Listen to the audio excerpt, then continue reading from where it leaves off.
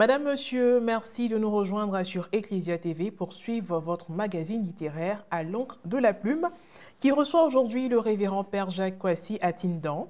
Il nous rappelle que l'Église se préoccupe de toute la famille humaine et de ses besoins, y compris dans le domaine matériel et social, cela à travers son œuvre intitulée « Une introduction à la doctrine sociale de l'Église ». Bonjour mon Père. Bonjour Madame. Merci d'être présent sur ce plateau. Merci. Merci surtout d'avoir effectué le déplacement parce qu'il est important de souligner que le révérend Père Jacques Kwasi nous vient du diocèse de Yamoussoukro, précisément de Dimbokro. C'est ça, exactement, merci, oui. Alors, pour commencer, les téléspectateurs ont bien envie de savoir un peu plus que votre nom, donc plus sur vous, à travers bien sûr votre biographie présentée par Marie Abissier.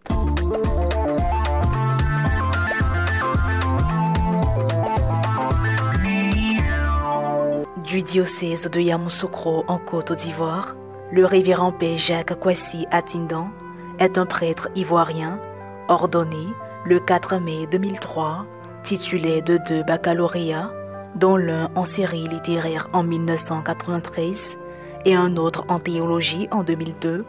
Le clerc a occupé plusieurs postes, dont ceux de curé de paroisse à partir de 2017.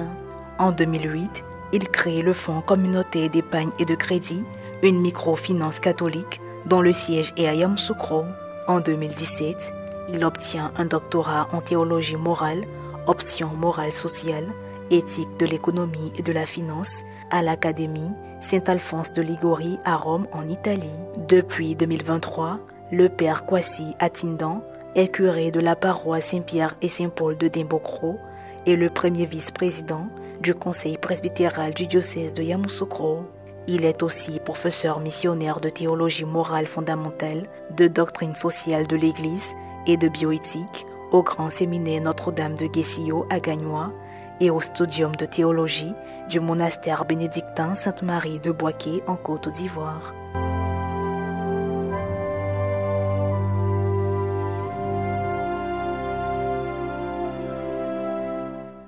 Merci à Marie Abissier pour cette présentation. Place à présent à la seconde rubrique au cours de laquelle nous verrons l'auteur nous présenter son œuvre, parler de son œuvre avec bien sûr la passion au bout du micro. Décryptage.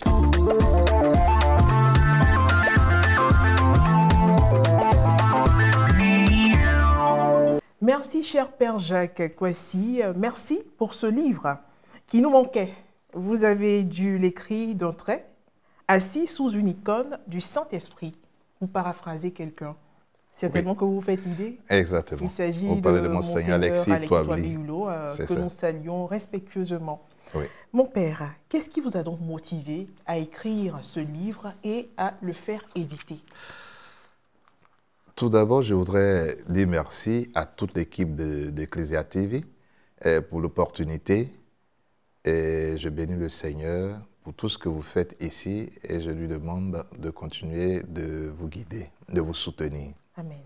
Alors, d'où l'idée nous est venue d'écrire ce livre. Et je crois que Monseigneur Alexis Touably l'a tellement compris et que l'auteur va s'inspirer de la préface de Monseigneur Touably. En réalité, la doctrine sociale de l'Église, vous savez, il y a eu le compendium de la doctrine sociale de l'Église qui a été édité, publié en 2004. Et ce compendium a même été présenté ici en Côte d'Ivoire. Mais il se trouve que la doctrine sociale de l'Église n'est pas assez connue. Alors nous nous sommes dit, pourquoi ne pas contribuer à sa vulgarisation d'une part et à sa promotion d'autre part. Voici un peu ce qui nous a poussé. Mais il est bon aussi de souligner que ce travail-là, nous ne le faisons pas pour la première fois. Une partie de notre thèse comporte ce document que nous avons dans la main aujourd'hui. Donc c'est un ponctuaire de votre document de thèse. Exactement, exactement. À qui s'adresse cette œuvre? Alors, l'œuvre s'adresse à toutes les personnes chrétiennes catholiques d'abord, ensuite à toutes les personnes de bonne volonté. En l'écrivant, nous avons eu cette intention de faire comprendre à tous et à toutes qu'il est possible de comprendre ce que c'est que la doctrine sociale de l'Église et de la vivre.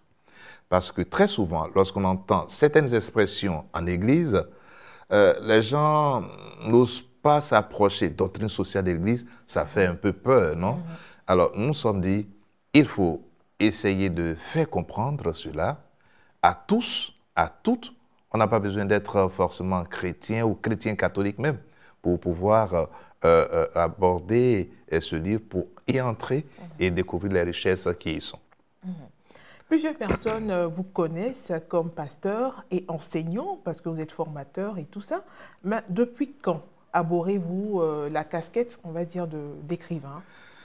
Alors, cette œuvre n'est pas la première tentative avec la grâce de Dieu. D'abord, j'ai commencé en 2010 avec un livre dont le titre est « Faut-il croire au renouveau charismatique catholique ?» Et là, j'essayais de présenter le renouveau charismatique catholique. J'invitais les membres du renouveau à rentrer dans la vision de l'Église, quel que soit ce qu'ils avaient comme don et charisme.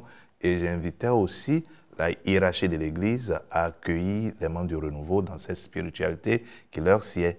Bref. Et puis, récemment, en 2021, nous avons aussi produit un recueil de poèmes. Le titre est très provocateur. Le titre, c'est « J'aime la femme ». Et là, je n'aime pas beaucoup expliquer. Je n'aime pas beaucoup expliquer parce que je voudrais provoquer. Et puis, quand les gens voient, dire, ah, on comprend. Et là, je parle de la femme, je parle d'Ève, je parle de Isha, non? Je parle de cette femme, de la mère, voilà. Et c'est un recueil de poèmes qui s'est bien comporté aussi. Et puis là, nous sommes au troisième essai, une introduction à la doctrine sociale de l'Église, toujours avec les sœurs Pauline. Très bien. Alors, mon père, sur la première de couverture, nous avons des éléments, notamment le nom de l'auteur. Oui. Ensuite, le titre, l'intitulé de l'œuvre, une introduction à la doctrine sociale de l'Église. C'est ça. Mon père, pourquoi ce titre? Quelle introduction fait 86 pages? Ouais. Merci bien. Ça montre que vous avez déjà parcouru le document. Ça, j'en suis content. Alors, une introduction à la doctrine sociale de l'Église. Pourquoi je ne dis pas introduction à la doctrine sociale de l'Église? Je dis une introduction. Parce que une autre personne pourrait introduire la même doctrine sociale de l'Église autrement que ce que nous présentons. Nous n'avons donc pas la prétention de pouvoir, d'avoir du moins la seule possibilité de présenter cette doctrine sociale de l'Église. C'est pourquoi nous disons une introduction. Alors, dans l'introduction, comme le disait l'un de mes professeurs à Ibadan, au Nigeria, il dit, pour lui, l'introduction devrait être le tout. Si vous faites une bonne introduction, vous comprenez l'introduction, vous savez ce qui va suivre. Et je crois que tous les enseignants nous le disent. Hein. Donc, ce n'est pas assez long même. Je trouve qu'il est très bref pour parler de la doctrine sociale de l'Église. Donc là, comme vous voyez les 6 différentes parties, nous plonge déjà, nous donne un peu d'eau à la bouche pour pouvoir comprendre et entrer dans ce que c'est que la doctrine sociale de l'Église. Voici ce qui explique un peu le volume pour une introduction, comme vous le dites. Et même pour des personnes qui sont beaucoup plus disposées, cela va les emmener à peut-être aller se faire former, à étudier. Exactement, voilà. C'est ça. Bien. Et sur cette première de couverture, nous avons également une image, en plus de la présence du logo de la maison d'édition, Librairie Pauline. Donc l'image, mon père. En effet, l'image. Expliquez-nous. Cette image. Oui. Cette image, qu'est-ce qu'elle représente? Là, nous sommes en train de faire un peu de sémiologie. Hein, c'est ça. Merci. Vous voyez l'image? Il faut dire que si pour les 2 premières œuvres, ça n'a pas été difficile pour trouver les images, mais pour cette image, ça n'a pas été facile. La maison a proposé, je n'ai pas accepté, j'ai proposé, non pas accepté. Et puis j'étais en paroisse à Dimbokro, je marchais là, je méditais, je ne pensais pas au livre. Et puis j'arrive quelque part, je vois que mon prédécesseur avait fait faire les 14 stations du chemin de croix. Donc, je regarde les 14 stations, et puis je vais vers l'une de ces stations. Ça fait 2 mètres sur 2, 4 mètres carrés, le tableau. Et je me rends compte qu'il y a une belle image. Et c'est cette image, une partie de l'image que j'ai photographiée et que j'ai donnée. Et la maison d'édition et moi-même, nous en étions tous contents. Pourquoi? Quand je leur ai expliqué. Alors, j'explique maintenant pourquoi. Et on nous a tous enseigné que le monde comprend 4 différentes races de personnes. On a les noirs, on a les blancs, on a les jaunes, on a les rouges. Et quand je suis arrivé devant le tableau, ça m'est venu d'un coup, cette idée-là. La doctrine sociale de l'Église s'adresse à tout le monde. Et donc, j'ai voulu représenter tout ce monde à travers les couleurs. Donc, pour dire que le message que nous voulons véhiculer ici doit toucher les jaunes, les noirs, les blancs, les rouges. Voici ce qui explique cette image, cette belle image pour moi. Voilà. Vraiment, merci pour l'explication, mon père. Merci beaucoup. Parce que c'était vraiment pas évident. C'est pas évident. Une image qui est semi-abstraite, on voit certes les couleurs, mais on a du mal à distinguer. Vraiment, l'auteur a pris son temps aujourd'hui pour bien nous expliquer les choses. Vraiment, merci. Merci, mon père. Merci. Alors, pour nous intéresser au contenu de l'œuvre maintenant, vous allez nous définir ce que c'est que la doctrine sociale de l'Église. Quand on parle de la doctrine sociale de l'Église, il y a des personnes qui passent leur chemin. Doctrine sociale, c'est lourd pour les gens. Alors, comme je l'ai dit, mon objectif en écrivant, c'est de rendre la chose accessible à tout le monde. Donc, je vais prendre un langage vraiment accessible. Doctrine sociale de l'Église, ça veut dire quoi?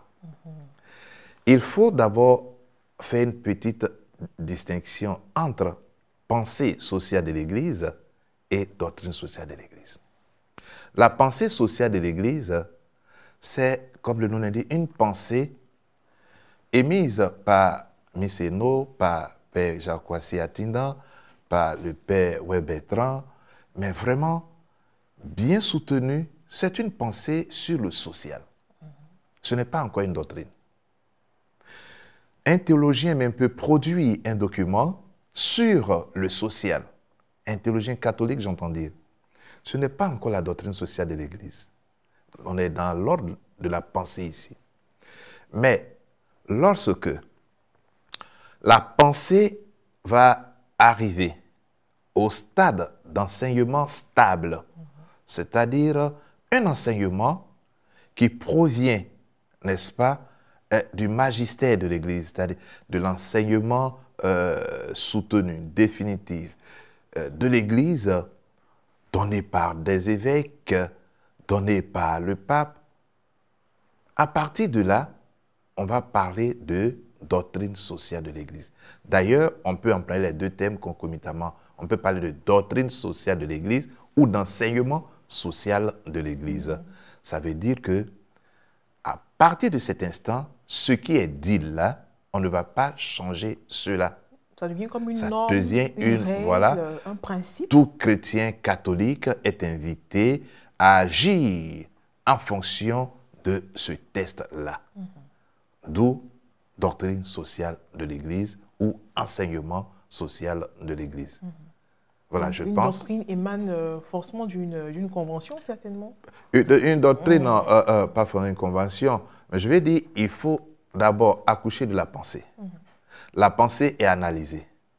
La pensée est promulguée.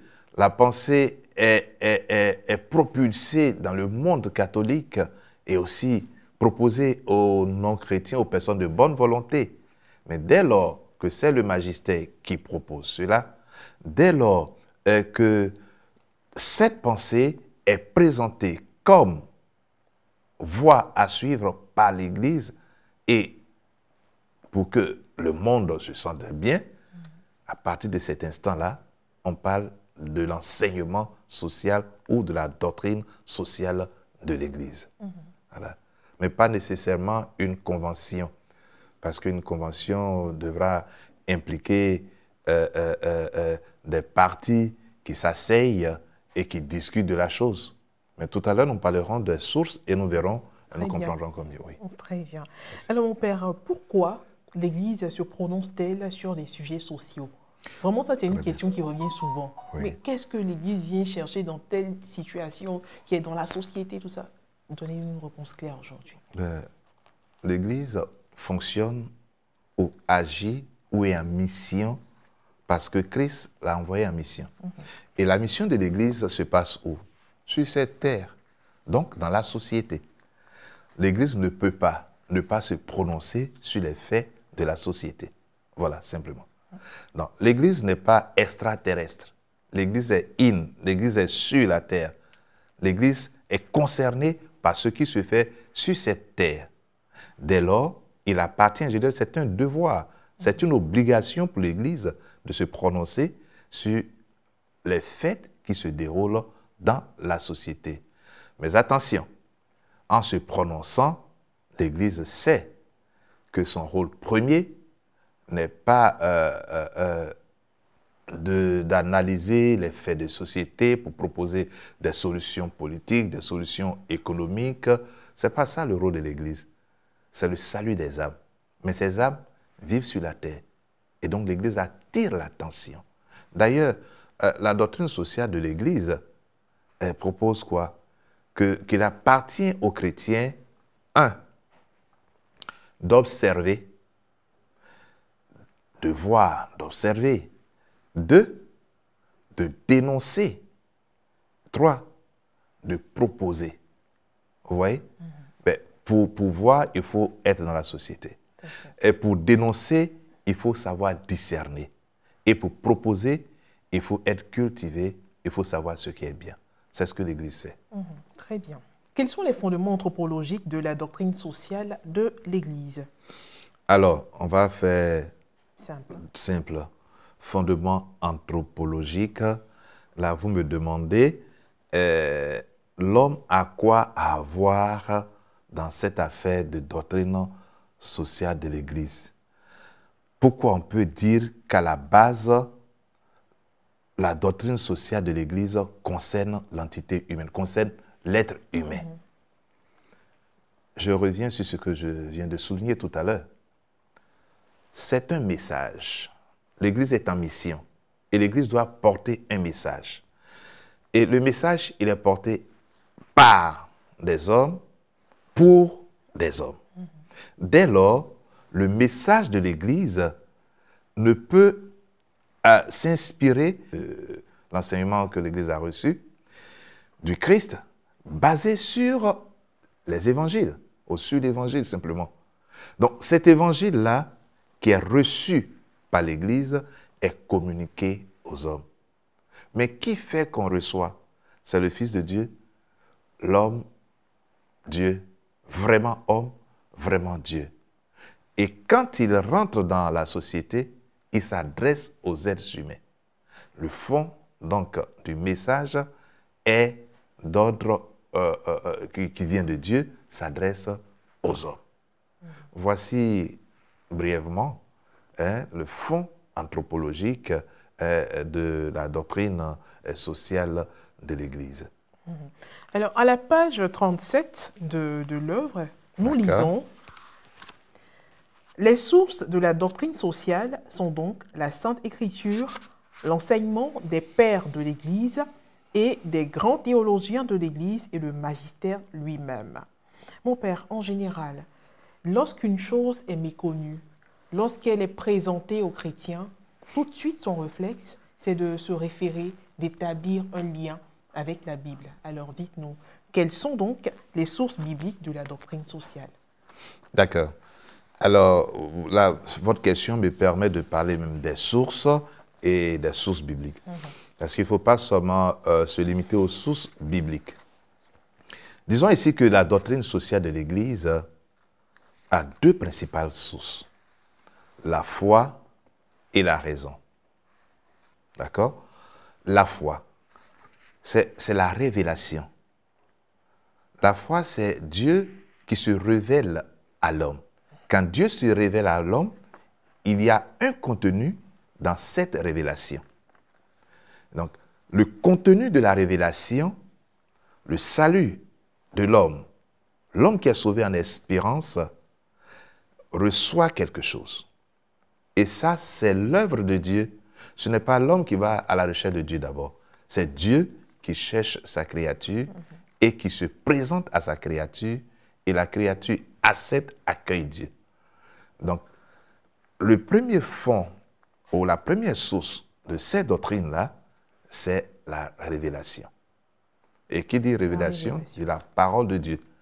Et cette parole de Dieu, vous voyez avec le livre d'Isaïe, notamment après le chapitre 50, avec le prophète Amos, qu'on appelle prophète de la doctrine sociale, ou bien prophète du social. Déjà dans l'Ancien Testament, ces hommes-là, ces hommes de Dieu, présentaient au peuple de Dieu la conduite à tenir dans la société. Car c'est de cela qu'il s'agit. La doctrine sociale de l'Église, c'est proposer, ou mieux, éclairer l'homme sur le comportement qui sied à la lumière de l'Évangile pour le bien de tous. Donc, voici la première partie, la première source. Et puis, j'ai dit la raison humaine. La doctrine sociale de l'Église a aussi la raison humaine comme source. Dès lors que elle regarde, elle observe la société, elle voit ce qui se fait dans la société, elle analyse ce qui se fait dans la société et, éclairée par la foi, propose sa doctrine, l'Église entendue. Et je voudrais terminer ce point en soulignant que pour nous, la doctrine sociale de l'Église est d'une importance incommensurable, car c'est elle qui permet à celui qui a reçu la foi de vivre véritablement la théorie, de la théorie à la pratique. Et donc, il est important, n'est-ce pas, de souligner ces deux aspects de la révélation, d'une part, et d'autre part, de la raison humaine. Mon père, dans l'œuvre toujours, vous soutenez que la méthodologie de la doctrine sociale de l'Église se développe en 3 temps. Voir, juger et agir. C'est ça. Nous pensons que vous avez déjà touché d'un point cet aspect. Est-ce que vous pouvez développer un peu plus? Oui. Vous aider à comprendre, voir, juger et agir. Je vois les gésistes doivent se retrouver en cela. Oui, parce que la doctrine sociale de l'Église n'est pas écrite, permettez-moi de le dire, en étant dans les airs, dans un avion, réflexion, métaphysique, et puis voilà. Non. La doctrine sociale de l'Église, parce que inspirée par la révélation, l'homme a cette capacité de voir ce qui se passe autour de lui. Donc, il voit. Il voit, par exemple, que dans une école, des enfants sont martyrisés, par exemple. Il voit dans une école que des professeurs, peut-être, font bien leur travail quand d'autres ne le font pas. Des élèves vont à l'heure au cours quand certains vont à l'heure, quand d'autres ne le font pas. C'est tout cela le voir. Dans la société, dans un pays, on peut voir par exemple que la vie est devenue très chère.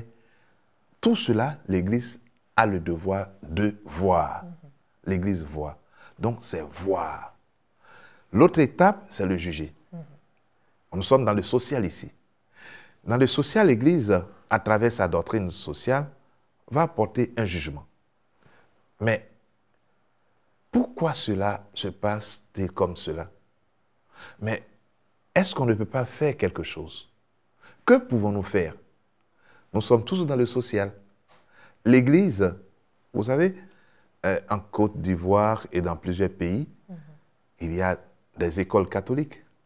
Il y a des dispensaires, des hôpitaux catholiques, chrétiens, tout cela je dirais des hôpitaux même chrétiens. Oui.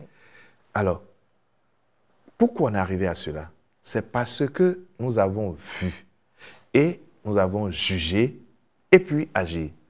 L'agir, c'est la création de ces écoles, c'est la construction de ces dispensaires, de ces hôpitaux. Donc voici le sens du voir, juger, agir. Mais avant d'agir, il y a que l'Église est dans ses droits de dénoncer. De dénoncer. L'Église ne veut pas se substituer à l'État. Il faut que ce soit clair. Mais l'Église ne croise pas les bras là où il y a absence de bien commun, là où il y a absence de solidarité, par exemple, l'Église vient et se prononce dans le concret. Pourquoi parlez-vous de discernement de la doctrine sociale de l'Église? Discernement de la doctrine sociale de l'Église? Ok. Pas qu'on doit discerner la doctrine, mais vous la doctrine... une méthode. Voilà. Discernement. Le discernement comme une méthode, oui. Parce que vous voyez, nous sommes ici dans un pays A. Il existe un pays B, un pays C. Ce qui se fait ici dans le pays A pourrait être pour le bien spirituel et social des hommes du pays A. Par contre, dans le pays C, la même chose pourrait ne pas être pour leur bien. Donc, il faut discerner. Un exemple concret. On décide, au nom de notre foi, d'offrir des ventilateurs à des gens qui ont beaucoup chaud. Et donc, l'Église s'adresse à qui de droit? Il est bon d'aider les gens afin que ceux-ci ne meurent pas de canicule et tout cela. Donc, nous proposons, et puis l'Église propose du matériel. Ce matériel, c'est pour que les gens n'aient pas chaud. Dans le même moment, ailleurs, vous ne pouvez pas donner. Pour que les gens n'aient pas, les gens ne meurent pas de chaleur, je veux dire.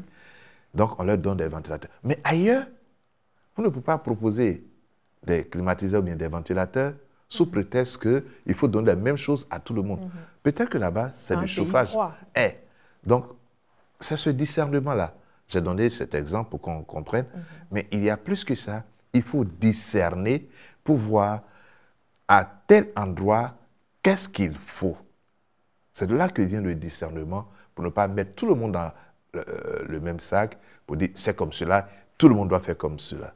Parlez-nous de la triple dimension de la doctrine sociale de l'Église, notamment la dimension théorique, historique et pratique. Nous allons aller pas à part. D'accord. La dimension théorique. La dimension théorique de la doctrine sociale de l'Église, c'est quoi? Ici, nous sommes en train de dire que la doctrine sociale de l'Église s'enseigne et elle est enseignante. Se dit. Là, ce que nous faisons, nous sommes dans la dimension théorique de la doctrine sociale de l'Église. La dimension historique de la doctrine sociale de l'Église veut nous envoyer à quelque chose de très important. À savoir que tout a commencé à un moment. En effet, nous le savons, le 15 mai 1891, le pape Léon XIII publie l'encyclique Rerum Novarum.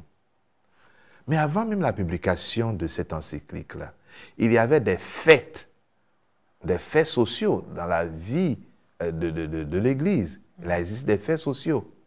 Mais on va partir de ce point-là comme important, comme un point de départ dans la vie de la doctrine sociale de l'Église avec la publication de la première encyclique sociale Rerum Novarum. On peut voir la doctrine sociale de l'Église en plusieurs compartiments, à des étapes. Et toutes ces étapes, bien comprises, donnent de soutenir que la doctrine sociale de l'Église a une histoire. Elle a une histoire, et il faut le souligner, cette histoire de la doctrine sociale de l'Église, ou son historicité, tout cela va être possible parce qu'il y a source. Et la source, c'est la révélation. Et à partir de là, tout se forme pour que le concret puisse être constaté avec l'encyclique dont nous parlions tantôt. Maintenant, avec la dimension pratique de la doctrine sociale de l'Église. Tout à l'heure, nous avons parlé de la dimension théorique, de la dimension historique et maintenant la dimension pratique. La doctrine sociale de l'Église a une dimension pratique en ce sens qu'elle invite les chrétiens et les personnes de bonne volonté à appliquer ce qui a été accueilli théoriquement. Il faut mettre cela en pratique. On ne reste pas à la sacristie seulement, mais il faut aller célébrer la messe. Quand on s'habille à la sacristie, ce n'est pas pour rester à la sacristie. Quand on s'habille, on doit sortir de la sacristie pour aller célébrer la messe. On fait la pratique. Tout à fait. Alors, c'est comparaison n'est pas raison. Quand on a appris, mais on n'a pas appris pour remplir la tête seulement. On a appris pour remplir la tête, pour que cela descende dans le cœur et que l'agir du cœur s'inspire de ce qui a été appris. Dans l'agir, nous avons la pratique. Donc la dimension pratique de l'Église, ainsi peut-elle être expliquée. Voilà. Et elles vont toutes ensemble. Et c'est très bien, merci, merci. Il faut souligner que les trois dimensions ne peuvent pas être perçues de façon séparée. Toutes ces dimensions se complètent et font chemin ensemble. C'est très important de le souligner. Et on va voir la dimension pratique de la doctrine sociale de l'Église quelque part, et puis la dimension théorique ailleurs. Parce qu'au moment où j'agis de façon pratique, la théorie est en moi. On a aussi l'histoire. On a aussi l'histoire. C'est par rapport à l'histoire que j'ai pu apprendre, que j'ai pu agir. Voilà, merci. Quels sont les principes donc fondamentaux de la doctrine sociale de l'Église? Alors, les principes fondamentaux de la doctrine sociale de l'Église, comme vous l'avez commencé depuis, on essaie de fleurir un peu les passages. Et c'est ce que nous allons essayer de faire encore, parce qu'ils sont denses, les 4 principes fondamentaux, à savoir la dignité de la personne humaine, le bien commun, la solidarité et la subsidiarité. Donc, voici les 4 principes fondamentaux. On dit fondamentaux. Ça veut dire quoi? Ça veut dire qu'il peut y avoir d'autres principes, et selon qui en train de faire le commentaire, elle pourrait ajouter un autre. Est-ce que vous avez dit également la destination universelle des biens? Voilà, la destination universelle des biens, certains pensent qu'avec la dignité de la personne humaine, on n'a plus besoin de parler d'un autre principe encore, ou bien avec le bien commun bien vécu, et on a la destination universelle des biens de cette terre. Bref, donc pour parler de la dignité de la personne humaine, c'est de loin le principe le plus important. Pourquoi? Et en quoi consiste-t-il? Le principe de la dignité de la personne humaine consiste à respecter l'entité humaine pour ce qu'elle est. L'être humain pour ce qu'il est, non pas pour ce qu'il a. En vertu de son être humain, dès lors, sa dignité, c'est-à-dire le plus grand respect qu'on puisse donner à un être humain, doit être respecté. Il va donc sans dire qu'il a ses droits à respecter. Il a aussi, lui, à son tour, ses devoirs à faire, car on est digne en faisant aussi ses devoirs. Donc, il ne faudrait pas, au nom du sexe, abaisser telle ou telle personne, à cause d'une maladie, abaisser telle ou telle personne. Il ne faut pas lui arracher sa dignité. Ce qu'il fait, qu'il est ce qu'il est, doit être respecté, parce que de tout temps, c'est ce que le Créateur a voulu. Il y a le principe du bien commun. Et si vous faites attention, le bien commun, ce n'est pas la somme de tous les petits biens. Ce n'est pas ça le bien commun. Le bien commun, c'est le bien de tout le monde. Le bien, permettez-moi la tautologie, le bien qui fait du bien à tout le monde. Ce bien-là on ne peut pas en parler sans parler de liberté. Pour que le bien soit le bien de tout le monde, il faut que tout le monde jouisse de sa liberté. Parce que le bien commun, il n'est pas simplement donné. Le bien commun peut être naturel, le bien commun peut être obtenu suite à un travail. Mais il existe pour la communauté, pour la société. Et il y a aussi la solidarité, le principe de solidarité. Le principe de solidarité dont parle l'Église dans la doctrine sociale de l'Église, attention, et ce n'est pas une affaire de socialisme ici. Ce n'est pas ça. C'est inviter la personne humaine à voir en face d'elle une autre personne humaine qui, à des moments de sa vie, peut avoir besoin d'un soutien. On ne va pas être solidaire au nom de certaines familiarités. Mais la solidarité va être là au nom du bien aussi de toute la société. Car si un besoin s'exprime dans un groupe de personnes ou dans un pays ou même au niveau d'un individu, la solidarité demande que la partie capable de soutenir, de venir apporter l'aide se fasse présente parce que c'est cela qui est bon, c'est ce qui fait avancer notre société. Et dans le livre, on détaille plus cela pour que les uns et les autres comprennent mieux ce que l'Église entend par solidarité. Et puis enfin, il y a le principe de subsidiarité qui n'est pas le moins important. Alors, c'est quoi le principe de subsidiarité? C'est le fait que dans une classe, dans une société donnée, la partie supérieure ne vienne pas s'imposer dans le travail, dans l'agir de droit de la partie inférieure. Il n'y a pas subsidiarité, pardon, lorsque la partie dans l'ordre hiérarchique, la hiérarchie ne donne pas l'occasion aux subalternes de s'exprimer.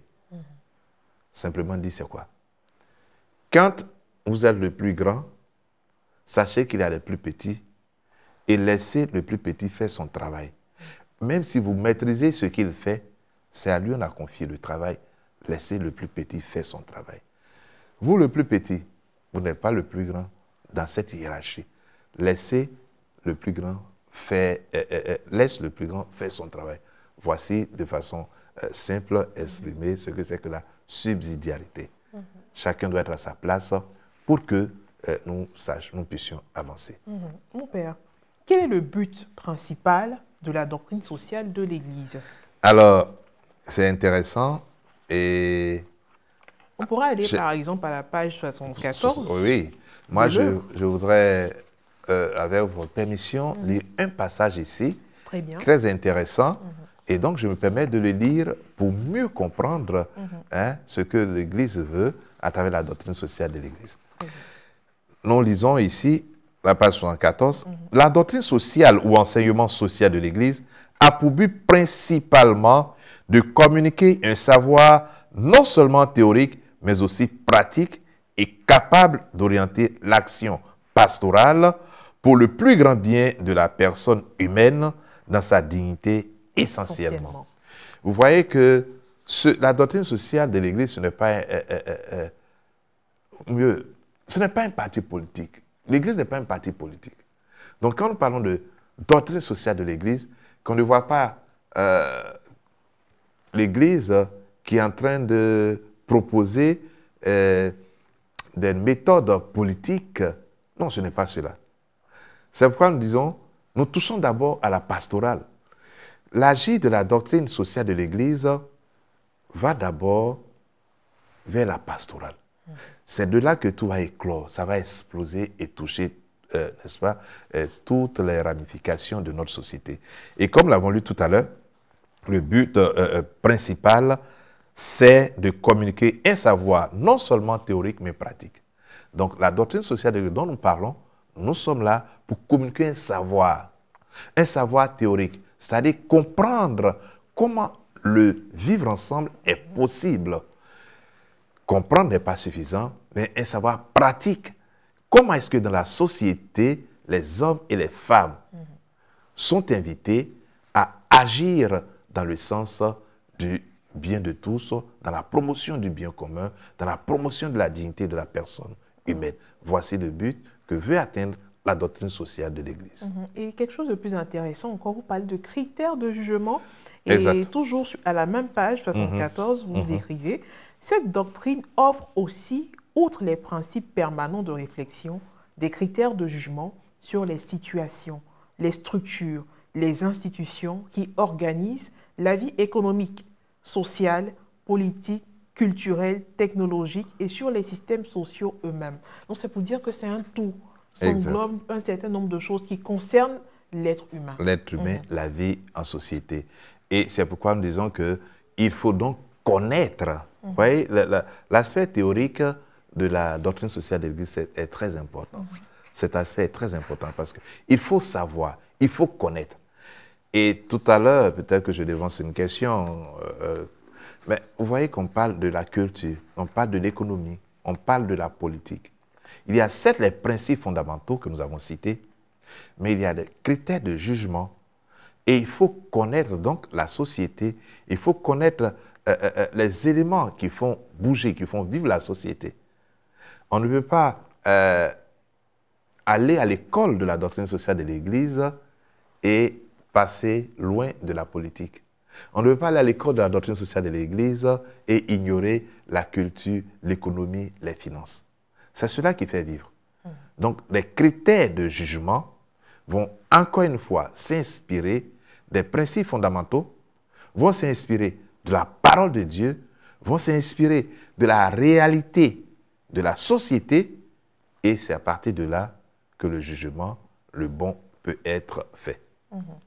Mon père, la synodalité à laquelle l'Église nous invite aujourd'hui et depuis un certain temps, ne serait-elle pas un moyen de contribuer à la nouvelle manière de fabriquer la doctrine sociale de l'Église?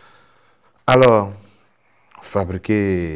la nouvelle manière de fabriquer la doctrine sociale de l'Église, bon, je dirais ça autrement. Très bien. Je dirais ça autrement. Je dirais à vivre avec synodalité la doctrine sociale de l'Église. Je crois que c'est ça. Oui, la synodalité, comme nous le savons, c'est marcher ensemble, s'écouter tout en étant ensemble, laisser l'esprit guider, que tout ne vienne pas d'un, mais que tous puissent contribuer.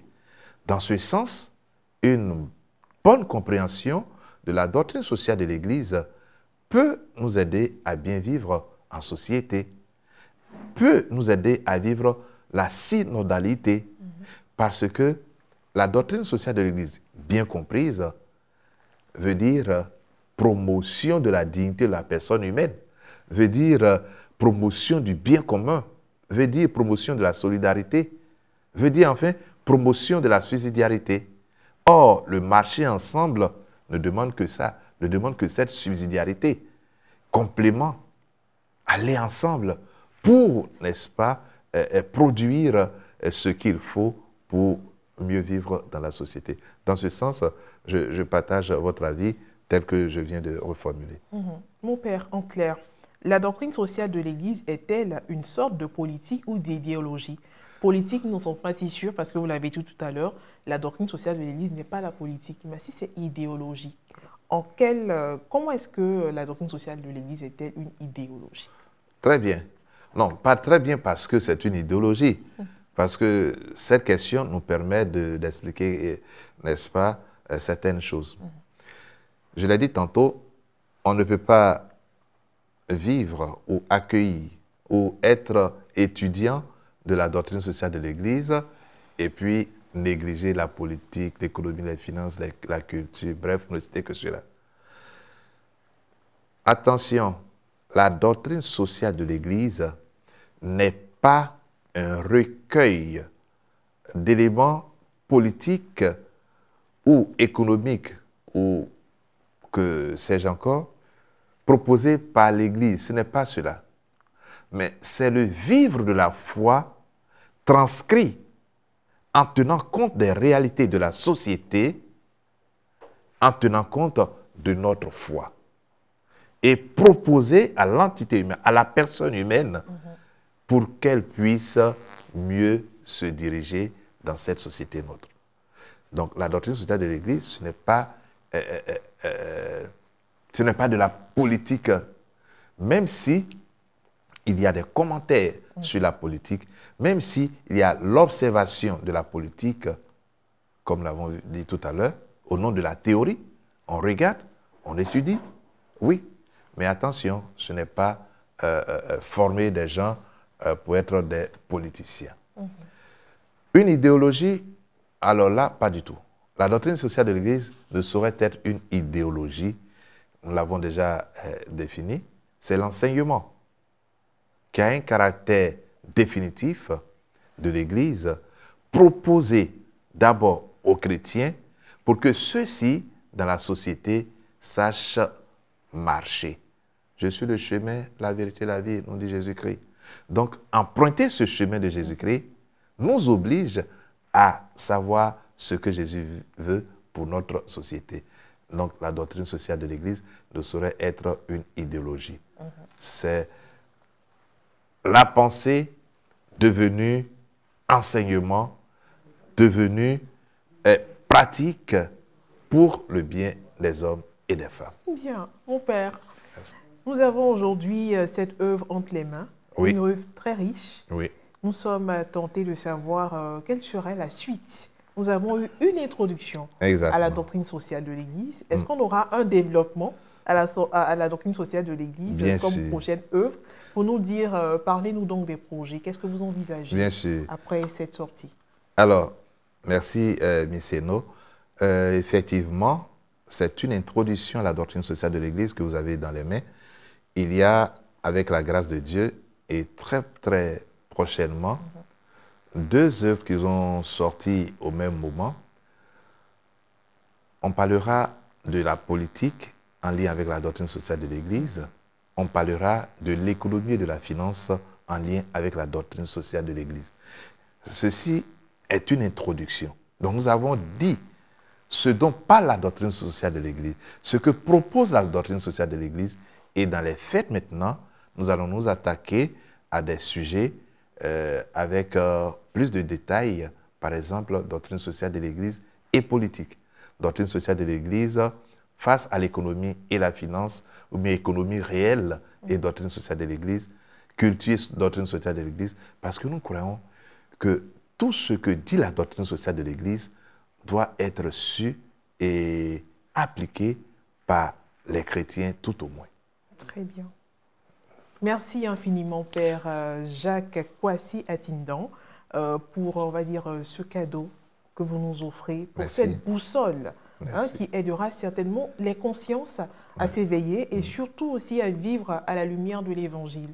Voilà, merci infiniment. C'est moi qui vous remercie et avec votre permission, je voudrais dire que comme la doctrine sociale de l'Église est passionnante, et j'invite donc les uns et les autres à parcourir la parole de Dieu, la Bible, le compendium de la doctrine sociale de l'Église, et cet humble bouquin-là pour mieux le comprendre, mieux comprendre l'enseignement social de l'Église, et puis ensemble avancer de façon synodale pour que notre Église se sente encore mieux. Merci à vous et que Dieu vous bénisse. Amen. Merci mon Père. Vivement la sortie des deux autres œuvres annoncées. À très bientôt. Et voilà, chers téléspectateurs, c'était le décryptage que nous avons eu à faire avec l'auteur de notre œuvre, le révérend Père Jacques Kwasi Atindan. Nous poursuivons bien évidemment avec la dernière rubrique de cette émission, Vitrine, et c'est avec bien sûr Morel Poti.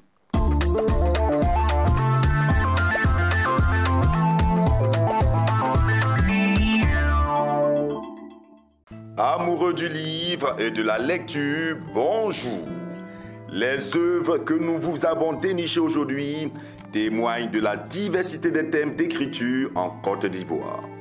Le premier opus est un récit à caractère religieux intitulé « Les personnages conspirateurs du procès et de l'assassinat de Jésus », écrit par le père Pierre Jaurès Kouassi Toba. La seconde, quant à elle, est « Au-delà des barrières », une écriture sociologique de Tidis Kone. Sans plus tarder, découvrons la première œuvre, le résumé. La nuit de son arrestation, Jésus a comparu devant Anne, Caïphe et une assemblée de chefs religieux. Le Sanhédrin, Jean 18, versets 19 à 24, Matthieu 26 à 57.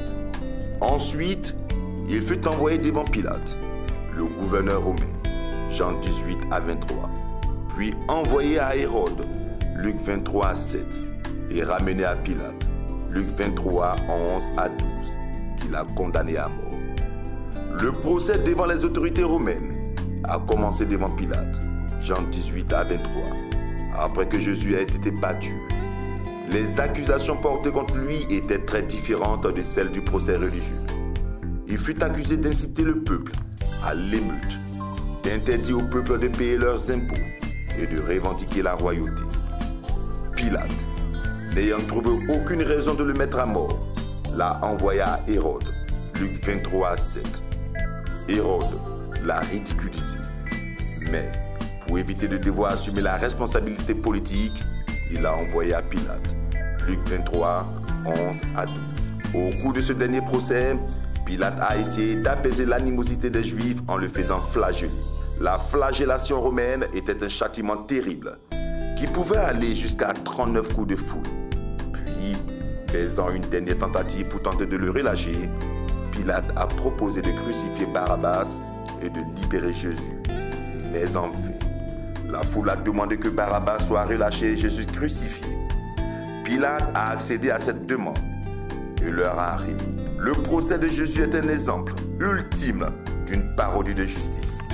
Jésus, l'homme le plus innocent de l'histoire du monde, a été déclaré coupable de crimes et condamné à mort par crucifixion. Biographie de l'auteur. Père Pierre Jaurès Kouassi Toba, né le 15 novembre 1967 à Baoungwa, sous-préfecture de Dufrebo, est prêtre du diocèse d'Abengourou depuis le 20 novembre 1999. Après une maîtrise de théologie systématique le 19 juin 2022 à l'Université catholique de l'Afrique de l'Ouest UCAO à Abidjan, précédé d'un diplôme d'études approfondies DEA obtenu le 9 juin 2004 à l'Université Mac Bloch à Strasbourg en France. Le titre de docteur en théologie systématique Christologie a été décerné à Père Pierre Jaurès à la fin de la soutenance de sa thèse de doctorat le 7 décembre 2007 dans la même université. Père Pierre Jaurès est actuellement curé de la paroisse Notre-Dame du Plateau à Abengourou. Notre tournée livresque se poursuit avec la présentation de « Au-delà des barrières » et de son auteur. Le résumé de l'œuvre. Quand un jeune esprit fourmille de passion pour les lettres, il franchit le Rubicon. Tidis Kone, un écrivain né presque mature, une plume qui promet, un styliste mais aussi un iconoclaste dont le texte est brodé de mots malinqués.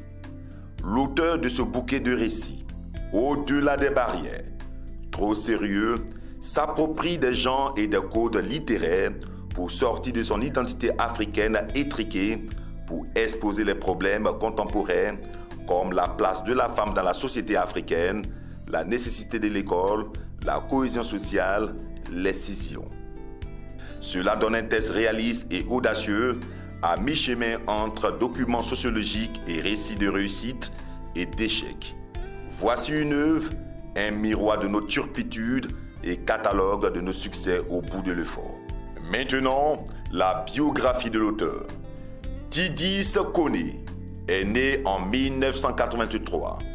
Originaire de la région du Kabadougou dans le nord-ouest de la Côte d'Ivoire, Il effectue ses études universitaires à l'université Alassane Ouattara de Bouaké avant d'entrer à l'École normale supérieure d'Abidjan ENS en 2016. Professeur de lettres, Tidis Koné est par ailleurs écrivain, poète, dramaturge et fondateur d'une troupe théâtrale. Chers téléspectateurs, notre exposé d'œuvres est terminé pour aujourd'hui. Rendez-vous très bientôt pour la découverte de nouvelles pépites littéraires.